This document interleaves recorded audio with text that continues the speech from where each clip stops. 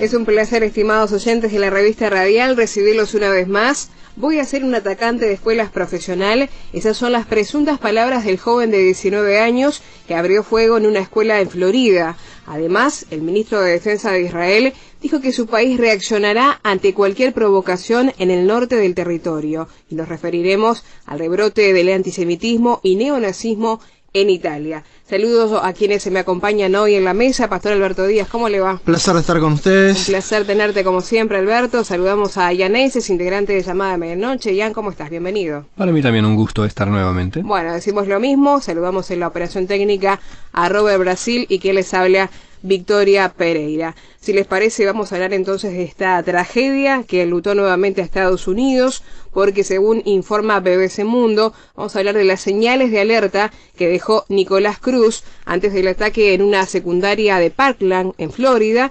Dijo que, decía él presuntamente, voy a ser un atacante de escuelas profesional. Esas son las palabras que presuntamente escribió en internet Nicolás Cruz, el joven de 19 años, que abrió fuego en la tarde del pasado miércoles en la escuela secundaria Marjorie Stoneman Douglas de Parkland, en Florida. El tiroteo dejó al menos 17 muertos y reabrió el debate en Estados Unidos sobre cómo prevenir los ataques masivos y cómo detectar amenazas potenciales. En las horas posteriores al ataque, las autoridades reconocieron que Cruz había mostrado síntomas de ser un joven inestable y que incluso el FBI había sido alertado de su comportamiento. Este jueves, el presidente estadounidense Donald Trump aseguró que el atacante había dejado en el pasado muchas señales que mostraban que estaba perturbado mentalmente, además de que vecinos y amigos sabían que él era un gran problema. Más tarde, en un mensaje a la nación, el mandatario expresó: estamos comprometidos a trabajar con líderes locales y estatales para asegurar a las escuelas y atacar el problema de la salud mental. Ningún niño, ningún maestro debería estar en peligro en una escuela estadounidense. Ningún padre debería tener miedo de llevar a su hijo a la escuela, añadió Trump. Hablábamos de las señales, Ian. Bueno, ¿cuáles fueron esas señales de alerta que había dejado Cruz a sus 19 años? Bueno, la primera ya la mencionaste. Él dejó una amenaza en YouTube. El Buró Federal de Investigaciones FBI recibió el año pasado un aviso que alertaba sobre un mensaje que dejó alguien identificado en YouTube con el nombre Nicolás Cruz. Voy a ser atacante de escuelas profesional, decía el comentario. En un video de YouTube, explicó este jueves Robert Lasky, de la división del FBI en Miami. No se incluyó ninguna otra información de ese comentario que indicara hora, origen o la verdadera identidad de la persona que hizo el comentario, aseguró el funcionario a la prensa. El FBI realizó revisiones de bases de datos, verificaciones, pero no pudo identificar a la persona que realmente hizo el comentario. Muy bien, eso fue en YouTube también. Bueno, hay que decir que, Alberto, esto no fue el único rastro en las redes sociales que dejó Cruz. Por ejemplo, también podemos hablar de sus fotos en Instagram. Así es, los perfiles de redes sociales de Cruz fueron desactivados luego del tiroteo ocurrido a la tarde del miércoles pasado, pero algunos usuarios realizaron capturas de pantalla de algunas de las fotos y mensajes que el joven había publicado en Instagram. En dos cuentas en esa red social aparece Cruz portando armas y navajas, algo que el alguacil del condado de Broward, donde se ubica Parkland, calificó de muy perturbador. Cruz presuntamente utilizó un rifle AR-15 en el ataque, el cual había comprado legalmente y guardaba en su casa. La familia le obligaba a tenerlo en un armario bajo llave, pero él tenía una, es decir, un duplicado. Le dijo al diario South Florida Sun Sentinel, el abogado portavoz de la familia con la que vivía. Bueno, estas son algunas de las señales en redes sociales. Hablábamos de YouTube, hablábamos de Instagram, pero también hay que hablar directamente, Alberto, de su comportamiento. Y siempre manejándonos con las informaciones que recibimos. Exacto. Antes del ataque, Cruz había pasado por problemas familiares y de comportamiento que dan pistas de lo complicada que se había vuelto su vida en meses recientes. Nicolás y su hermano Zachary quedaron huérfanos en noviembre del 2017, después de que su madre adoptiva falleciera. El esposo de su madre, quien le dio el apellido a Nicolás, había muerto años antes. Además, fue expulsado de la secundaria por problemas disciplinarios, indicó el alguacil Scott Israel. Muy bien, vemos evidentemente un perfil complicado, pero que de ninguna manera justifica los hechos ocurridos. Y hablamos nuevamente de una tragedia que enlutó a un centro escolar, donde evidentemente lamentamos la pérdida de la vida de 17 personas, pero donde además ya asoma nuevamente esta discusión acerca de la tenencia de armas en Estados Unidos. Según el diario The Guardian, fue el octavo tiroteo en Estados Unidos en lo que va del año, que son apenas un mes y medio.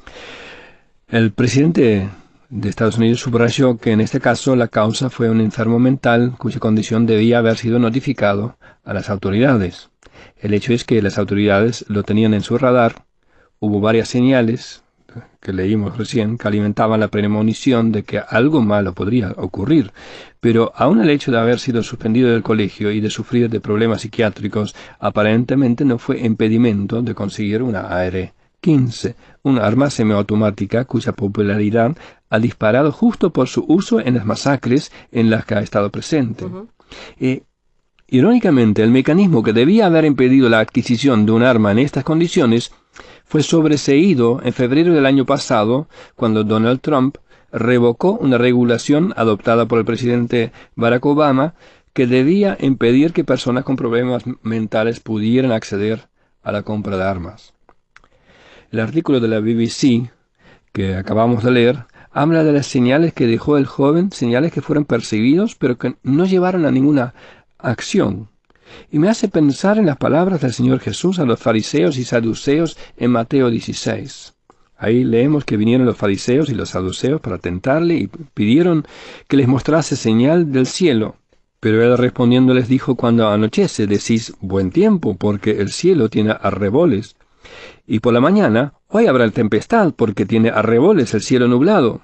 Hipócritas, que sabéis distinguir el aspecto del cielo, mas las señales de los tiempos no podéis. La generación mala y adúltera demanda señal, pero señal no le será dada, sino la señal del profeta Jonás. Y dejándolos, se fue. Vivimos en un tiempo muy emocionante, un tiempo donde vemos que la palabra de Dios se está cumpliendo ante nuestros ojos, vemos como la maldad se multiplica, como el amor se enfría. Lo leemos en Mateo 24:12. Vemos las angustias de las gentes y la presencia mundial del terror, como dice Lucas 21. Vemos la restauración de Israel, aún en incredulidad, como lo profetizó el profeta Ezequiel. Vivimos en un tiempo del cual Isaías decía: «Ay de los que a lo malo dicen bueno y a lo bueno malo, que hacen de la luz tinieblas y de las tinieblas luz, que ponen lo amargo por dulce y lo dulce por amargo». Es típicamente el tiempo en que vivimos.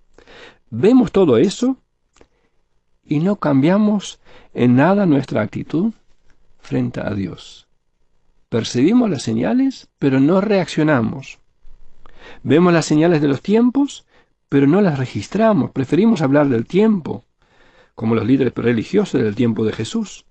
Ocuparnos de cosas triviales. A pesar de todas las pruebas indubitables que habían visto de Jesús, los fariseos y saduceos no creían en él, y le decían: «Muéstranos una señal». Y el Señor Jesús les dijo: «Señal no les será dada, sino la señal del profeta Jonás». Así como Jonás estuvo en el vientre del pez y luego reapareció, así el Señor Jesús estuvo en la tumba y resucitó al tercer día. Fue, según Romanos 1:4, declarado Hijo de Dios con poder, según el Espíritu de Santidad, por la resurrección de entre los muertos. Él es Dios y tiene poder sobre la vida, la muerte, el presente y el futuro. Lo demostró venciendo a la muerte y resucitando con poder.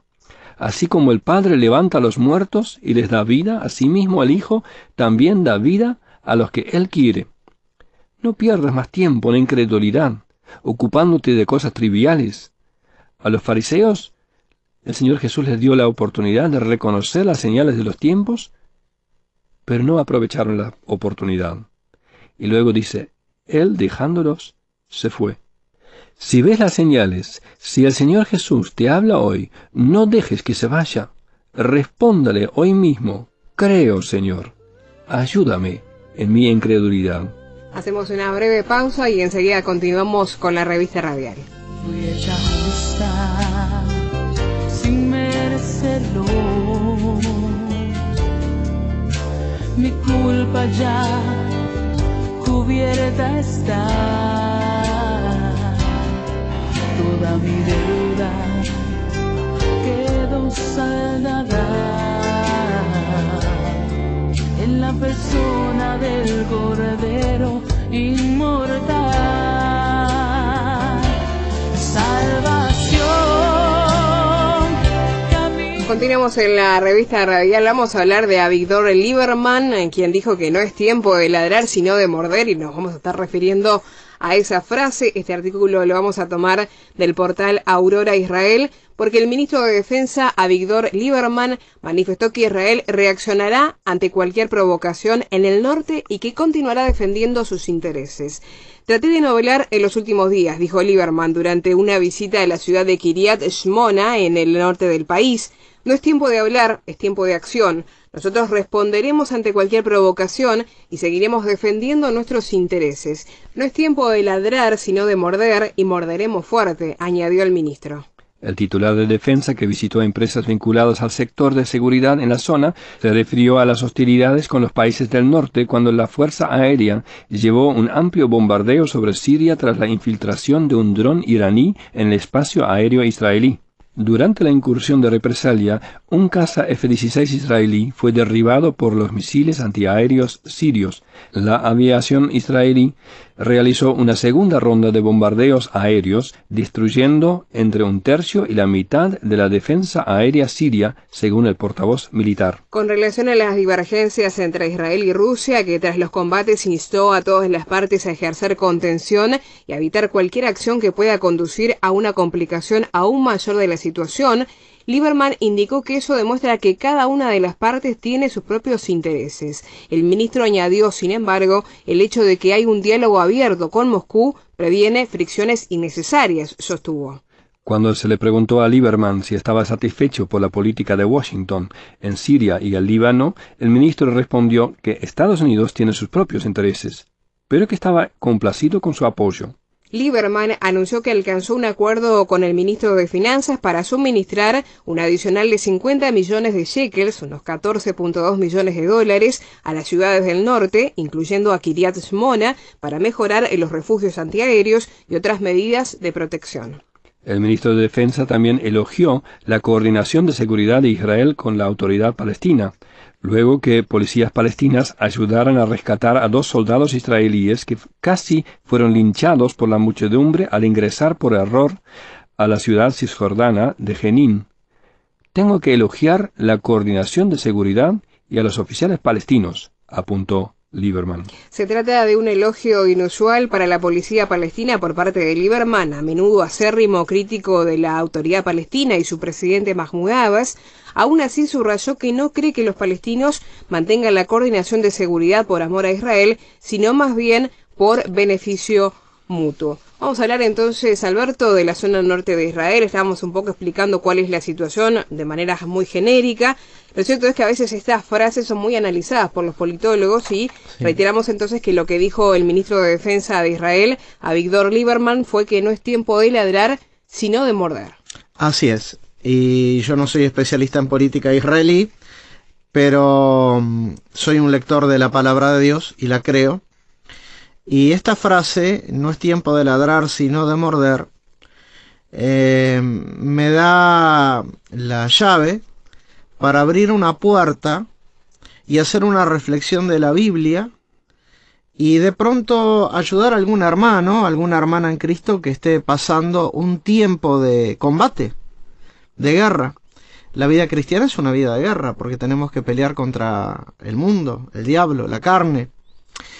Y es interesante. Lieberman dijo, no es tiempo. La palabra de Dios en el libro de Eclesiastés, capítulo 3, versículo 1, nos enseña que para cada cosa hay un tiempo.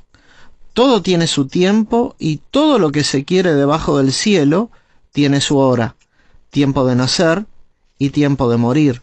Tiempo de plantar y tiempo de arrancar lo plantado. Tiempo de matar y tiempo de curar. Tiempo de destruir y tiempo de edificar. tiempo de llorar y tiempo de reír, tiempo de endechar y tiempo de bailar. Para cada cosa, su tiempo. Y a veces un cristiano está en una zona de combate, de conflicto, y a veces el creyente se paraliza y dice voy a orar.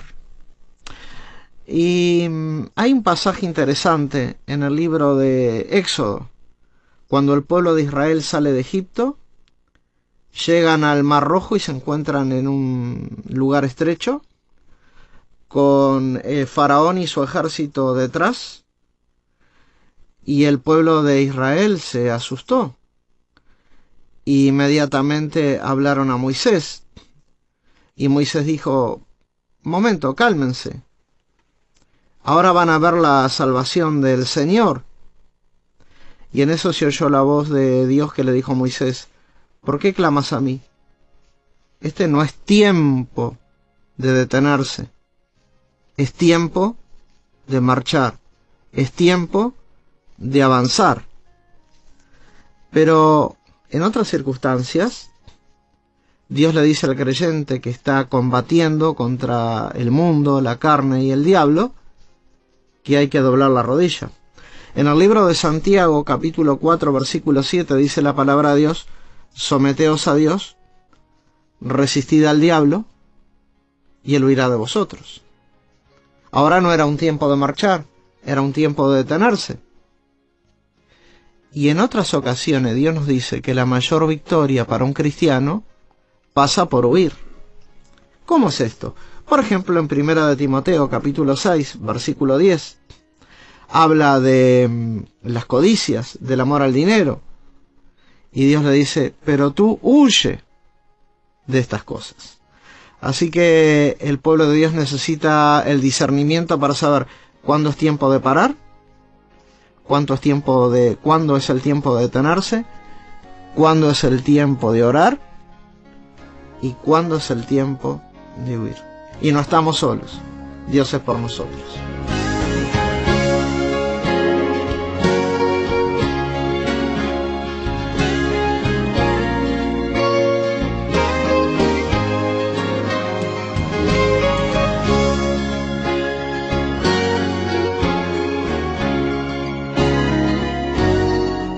Continuamos en la recta final del programa. Vamos a hablar de una especie de rebrote en Italia, del antisemitismo y también del neonazismo.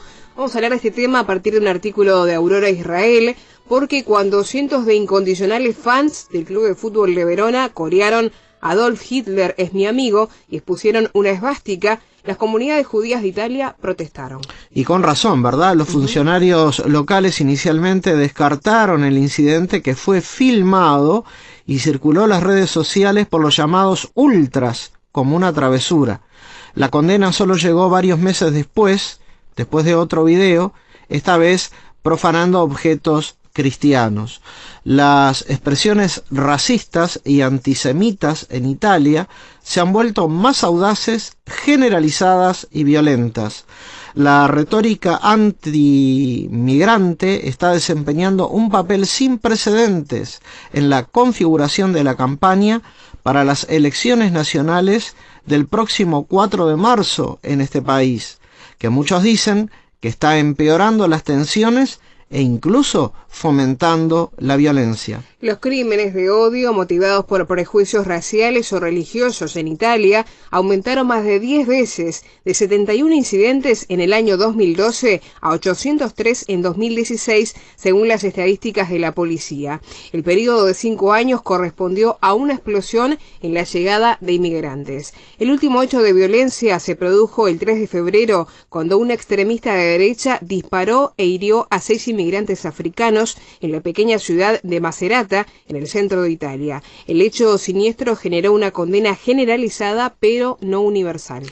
El presunto pistolero Luca Triani fue un candidato fallido por la derechista y antimigrante Liga del Norte el año pasado. La policía incautó la propaganda nazi y de supremacía blanca de su dormitorio.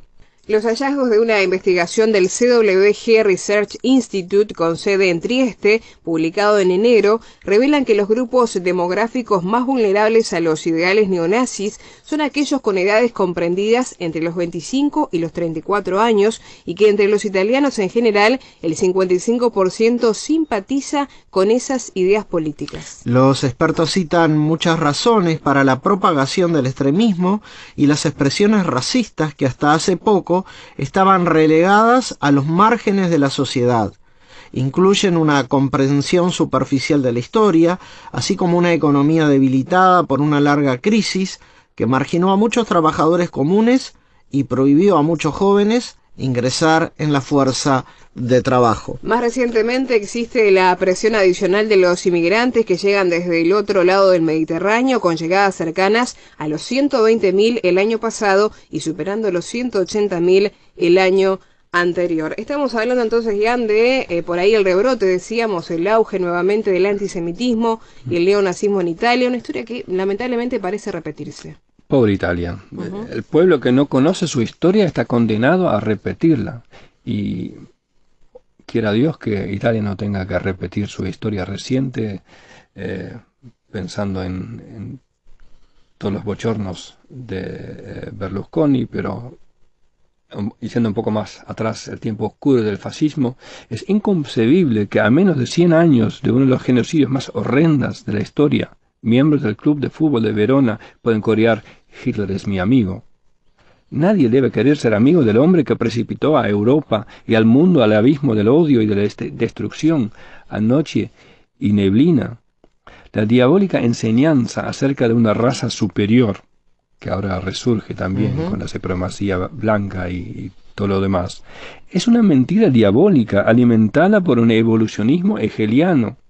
Es el falaz recurso de quienes se sienten pobres e inútiles, proyectarse como parte de una élite, de una casta o una raza superior. Y aun si fuera verdad, igual no cambiaría la condición real de esta persona, solo aumentaría su responsabilidad. Pero dejemos en claro, es una mentira. La Biblia dice claramente en Hechos 17, 26, que Dios de una sangre ha hecho todo el linaje de los hombres. Todos somos criaturas de Dios y de alguna forma familia, no hay diferencia.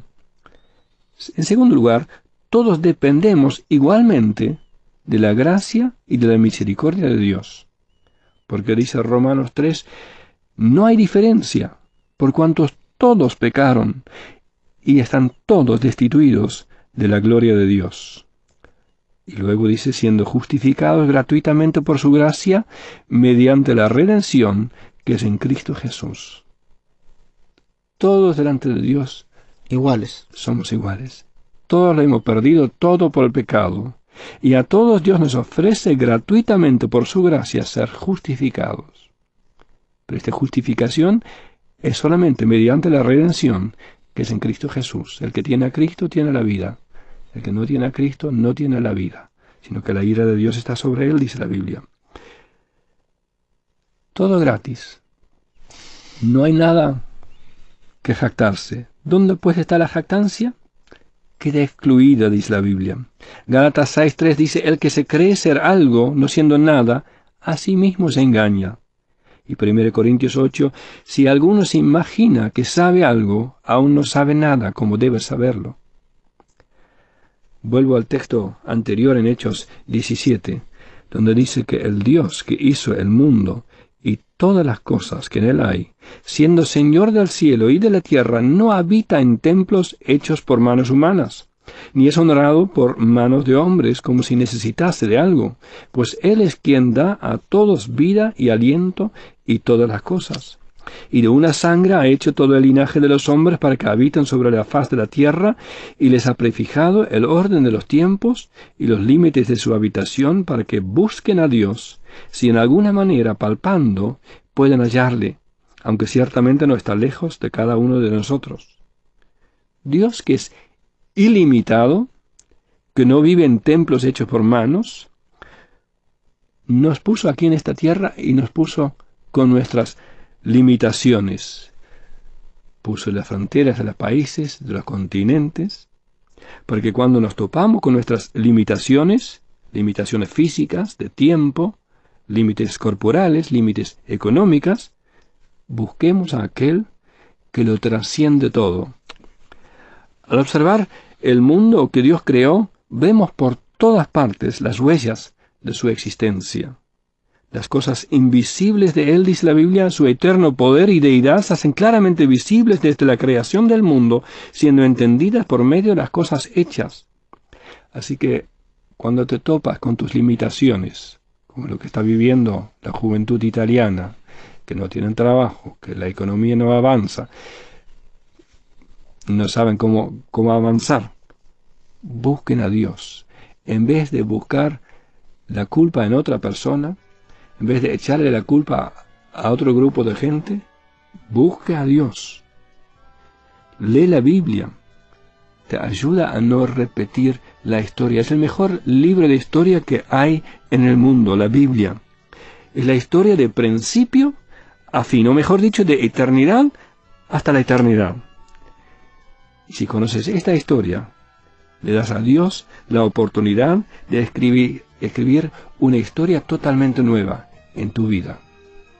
Estamos llegando al final de este programa. Quiero agradecerle tanto a Alberto como a Ian por los comentarios y reflexiones en este programa, también a ustedes por la sintonía. Recordarles que se pueden comunicar con nosotros, lo pueden hacer al WhatsApp, al más 598-9199-1210, reitero, más 598-9199-1210. Si están dentro de Uruguay lo hacen al 091-99-1210. También nos pueden escribir al Facebook de Llamada de Medianoche Uruguay, nos identifican por el logotipo en verde. Nos pueden escribir en revista radial @llamadaweb.org o visitarnos en la página www.llamadaweb.org. Será hasta un próximo programa, amigos, que pasen muy bien.